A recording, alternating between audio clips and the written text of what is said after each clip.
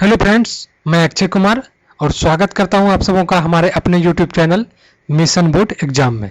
दरअसल ये चैनल 2018 में क्रिएट किया गया था online Bihar board class 10th की ऑनलाइन पढ़ाई के लिए, बट किसी कारणवश मैंने इस चैनल पर पढ़ाना छोड़ दिया था। बट फिलहाल मैं पुनः इस चैनल पर एक्टिव होने जा रहा हूँ। तो फिलहाल जो भी हो मैं धीरे धीरे करके सारे कंप्लीट करूँगा कोर्स, लेकिन आपको थोड़ा सपोर्ट करना पड़ेगा। तो आप सपोर्ट क्या, इस चैनल को जितना ज़्यादा हो सके आप अपने दोस्तों के बीच शेयर करना है, ताकि सारे लोग जो है अभी फ़िलहाल, क्योंकि सबकी पढ़ाई ठप चल रही है मुझे पता है, तो इस चैनल को इतना ज़्यादा आप लोग शेयर कीजिए, इस वीडियो को इतना शेयर कीजिए कि हर एक लोगों के पास ये वीडियो पहुंच जाए और वो अपनी पढ़ाई सही ढंग से कर पाए। और बता दूं कि इस चैनल पर सारे subject Hindi, English, Sanskrit, math, physics, chemistry, biology, social science में सारे सब्जेक्ट, यानी टोटल सब्जेक्टिव, ऑब्जेक्टिव, बाकी पाठ परिचय, हर एक चीज़ एक एक चीज़ कवर किया जाएगा। फिलहाल तो मैं अकेले हूँ, बाकी थोड़ा समय मिला तो किसी और से बात करूँगा, अदर और सब मेरे फ्रेंड्स हैं उससे बात करूँगा, तो फिर वो सब भी जल्दी हो सके आपको मटेरियल प्रोवाइड कराएंगे। बाकी सीट जो है, आपको पीडीएफ जो है, नोट्स, वो सारी चीज़ मैं अवेलेबल कराऊँगा, आप लोगों को प्रदान करूँगा। लेकिन यही है कि आप लोगों को सपोर्ट करना पड़ेगा, ठीक है।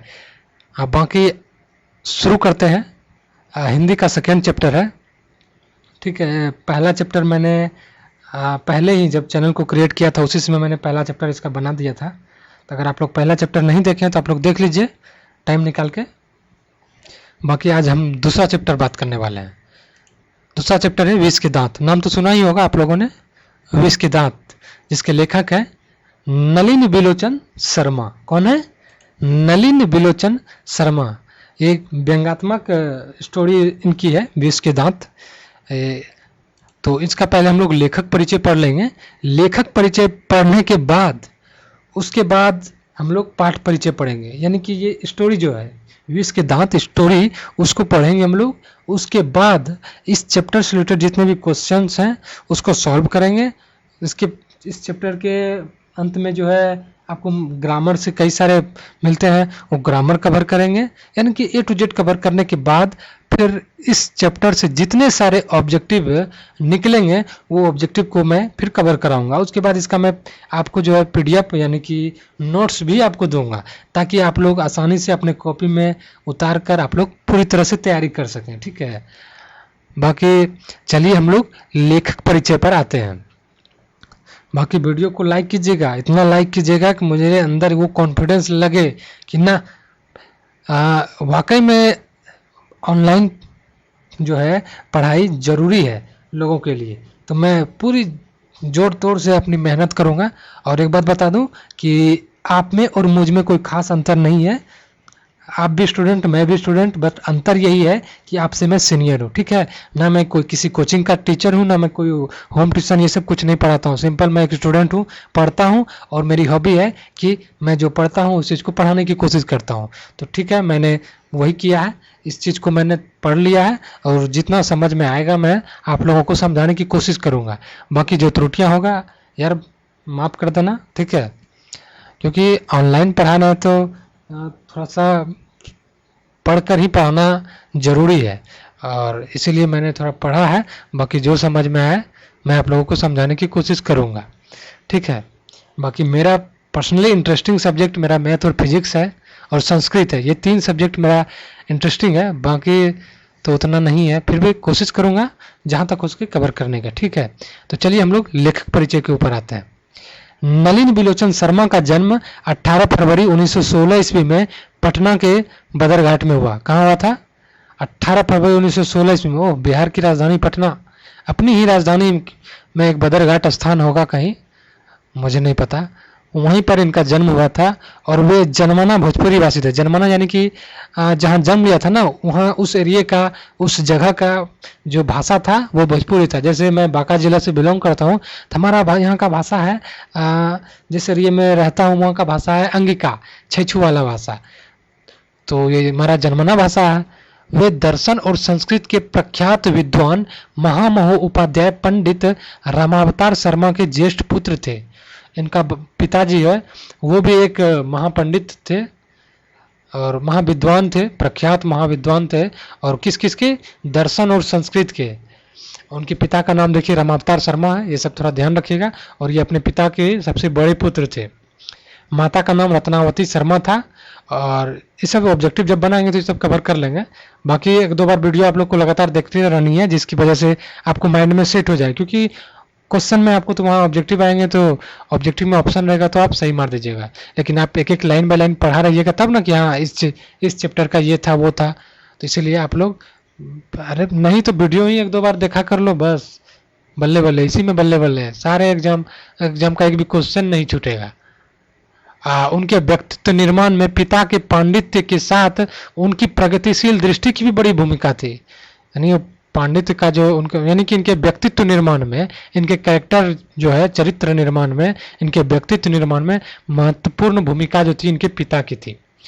आगे बात करते हैं हम लोग। उनकी स्कूल की पढ़ाई पटना कॉलेजिएट स्कूल से भी, पटना कॉलेजिएट से ही उन्होंने स्कूल की पढ़ाई की, स्कूल की पढ़ाई की।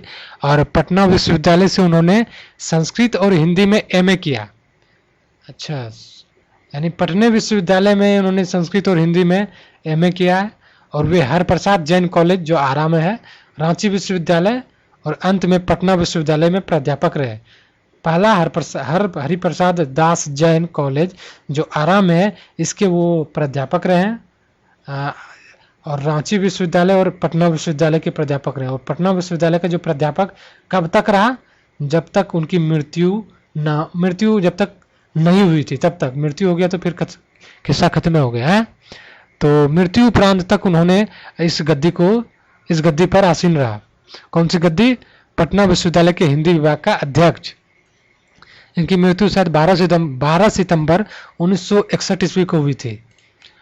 हिंदी कविता के प्रपद्यवाद के प्रवर्तक और नई शैली के आलोचक नलिन जी की रचना इस प्रकार है। इन्होंने कुछ रचनाएं की है, थोड़ा देख लेते हैं इनकी कौन कौन सी रचना है। पहला है दृष्टिकोण, साहित्य का इतिहास दर्शन, मानदंड, हिंदी उपन्यास में विशेषतः प्रेमचंद, साहित्य तत्व और आलोचना। ये इनकी प्रमुख रचनाएं हैं जिसको माइंड में आप लोगों को रखना है। इनके आलोचनात्मक ग्रंथ जो है 20 के दांत और 17 वो संग्रहित पूर्व छोटी कहानियां, जैसे कहानी संग्रह केसरी कुमार तथा नरेश के साथ काव्य संग्रह, नकेन के प्रपद्य और नकेन 2, सदल मिश्र ग्रंथावली, अयोध्या प्रसाद खत्री स्मारक ग्रंथ, संत परंपरा और साहित्य आदि संपादित ग्रंथ हैं। इसमें कुछ इंपॉर्टेंट सब है, जैसे दृष्टिकोण हुआ, साहित्य का इतिहास दर्शन हुआ, मानदंड हुआ, हिंदी उपन्यास में विशेषतः प्रेमचंद, ये सब कुछ कुछ फेमस है जिसको माइंड में रखना है। बाकी और ये सबको भी रखिएगा, बाई चांस ऑप्शन में आ जाए कि ये किसकी रचना है तो मार दीजिएगा कि मुंशी प्रेमचंद कहते हैं, ये नलिन बिलोचन शर्मा, तो माइंड में रखिएगा। बाकी आगे चलते हैं हम लोग। आलोचकों के अनुसार प्रयोगवाद का वास्तविक प्रारंभ नलिन बिलोचन शर्मा की कविताओं से ही हुआ था। आलोचक के अनुसार जो है प्रयोगवाद का वास्तविक प्रारंभ इन्हीं की कविताओं से हुआ था। और उनकी कहानियों में जो है मनोवैज्ञानिकता के तत्व समग्रता से उभर कर रहा है। यानी साइकोलॉजिस्ट, उनका मनोवैज्ञानिकता जो है, इसका जो तत्व है बिल्कुल उभर कर आया इनकी कहानियों में। आलोचना में वे आधुनिक शैली के समर्थक थे। वे कथ्य, शिल्प, भाषा आदि सभी स्तरों पर नवीनता के आग्रही लेखक थे। यानी शिल्प में, भाषा में, कथ्य में, ये सब में हर एक सभी स्तर में एकदम नवीनता, एकदम नए रूप में एकदम सबसे आगे रहने वाले लेखक थे। उनमें प्राय परंपरागत दृष्टि एवं शैली का निषेध तथा आधुनिक दृष्टि का समर्थन है। आलोचना की उनकी भाषा गठी हुई और संकेतात्मक है।